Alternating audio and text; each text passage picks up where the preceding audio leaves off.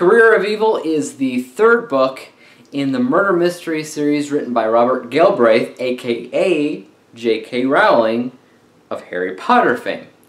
If you're unfamiliar with the series, all it is basically a private detective named Cormoran Strike and his secretary, Robin Ellicott, and they go around investigating cases that, unlike Harry Potter, are based in reality. So what's Career of Evil about? Robin is hand-delivered a package that contains a severed human leg. And it's basically a creepy threat against her life, maybe of Strike's life. And with the package is also a piece of notepaper, and on that there's some lyrics to a Blue Oyster Cult song. Strike immediately understands something. He has an idea of who the killer might be. He's narrowed it down to 4 people. And those guys' names are, if I remember correctly, Digger, Whitaker, Brockbank, or Lang. One of those guys are the killer, and we don't know exactly who. It's basically multiple choice. You got these 4 people, and one of them's the killer. You don't know who, but you can't make a random guess like you can on Who Wants to Be a Millionaire. This is a murder mystery series, and it's a murder mystery novel, but it doesn't exactly act like a normal murder mystery would, because it's written by J.K. Rowling, and she does things slightly differently, but it's not differently in a way that you don't like. You actually do. In normal murder mystery novels, you know about the crime that's committed, you know about the victim and everything about them, but you don't really know anything else. In a narrative arc with a murder mystery, the detective has to go up the rising action and run into obstacles, twists and turns, and whatever. Every time he runs into one of those obstacles, he discovers a possible suspect. Well, we already know all the suspects offhand. We already do, so we skip that notion altogether. There's little to no story progression in Career of Evil. Those same 4 possible suspects in the beginning are the same 4 possible suspects near the end of the book. The entire book is Robin and Strike trying to figure out which of the 4 it is. And starting to eliminate those suspects doesn't really happen until closer to the end. So if you really think about it, nothing really happens as far as that goes. However, instead of story progression, it has character progression. A lot of character progression, a lot of character depth and development, and that's just who J.K. Rowling is. I mean, I can't say anything about Harry Potter. I've actually never read those books. Maybe next year. I got a lot on my plate for the rest of this year. But J.K. Rowling makes the story interesting completely based off of the characters. You want to know more about this engagement that Robin has with her fiancé. You want to know about this strange girlfriend that Strike has. But more or less, you want to know about those 4 suspects that you know about in the beginning. In the beginning of the book, you know the suspects' names and that's it. By the end of the book, you know everything about them. You are intimately familiar with these 4 guys at the end of the book. Why? Because it goes into detail about them, about their lives, about their history, and it tells you how terrible of a human being they are, which is why Strike thinks they're a suspect. You know everything about them by the end. Think of a crime TV show where they have a corkboard littered with names, dates, places, newspaper clippings, pictures that are all strung together with yarn to collectively separate them, connect them to certain things. That's what this book is doing. It's creating a web, an intricate web that the reader can understand and can play detective as well and try to figure out who it is that's behind all of these grisly things that are happening. But no book is perfect. So where does Career of Evil flounder? I actually have 2 problems with Career of Evil. The first comes down to the climax and resolution as far as the narrative arc is considered.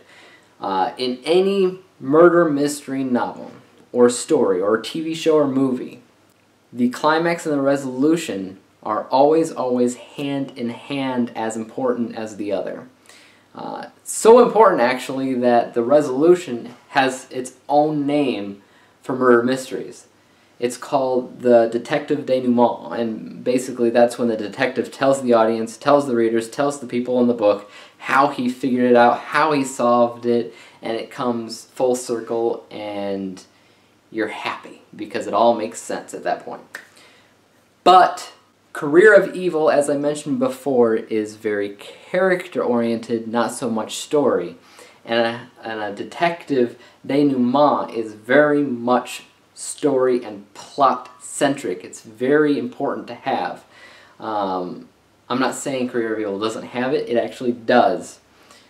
But instead of it being a full circle kind of a thing, it's more or less glided over, kind of ignored, skimmed past. They talk about it really quick because all they want to do is get back to the character side of things. That's a problem because in a certain way, I feel left out. I feel like I need some closure on some things. I mean, I get it. It does make sense, but at the same time, I wish they would have done things a little differently. The other problem I had with this book is something that J.K. Rowling did in the first book, pretty heavily actually. The second book I don't think she did, or else she didn't do very much of, and she did it again in the third book, and that is she writes out accents.